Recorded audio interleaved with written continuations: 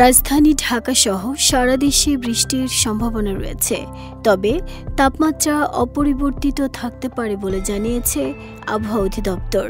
অর্থাৎ গরমের অনুভূতি প্রায় একই থাকবে, তবে হালকা বৃষ্টি হলে গরম কিছুটা কমতে পারে বলে জানায় সংস্থাটি। এলএমই সার্টিফাইড বিশ্বসেরা কপারে তৈরি ওয়ালটন কেবলস, যা আপনার স্থাপনাকে রাখবে সব সময় নিরাপদ।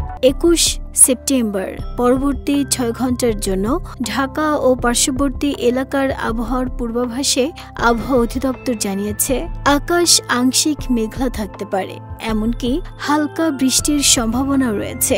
এ সময় দক্ষিণ ও দক্ষিণ পূর্ব দিক থেকে ঘন্টায় 8 থেকে 12 কিলোমিটার বেগে বাতাস প্রবাহিত হতে পারে।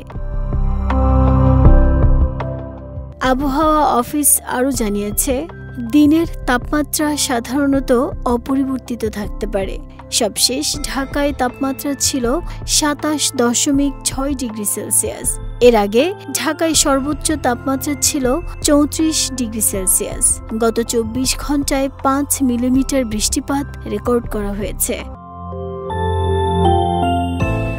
অন্যদিকে ঢাকা, খুলনা, বরিশাল ও চট্টগ্রাম বিভাগের কিছু কিছু জায়গায় এবং রাজশাহী, রংপুর, ময়মনসিংহ ও সিলেট বিভাগের 2-1 জায়গায় অস্থায়ীভাবে দমকা হাওয়া সহ হালকা থেকে মাঝারি ধরনের বৃষ্টি বা বজ্রসহ বৃষ্টি হতে পারে।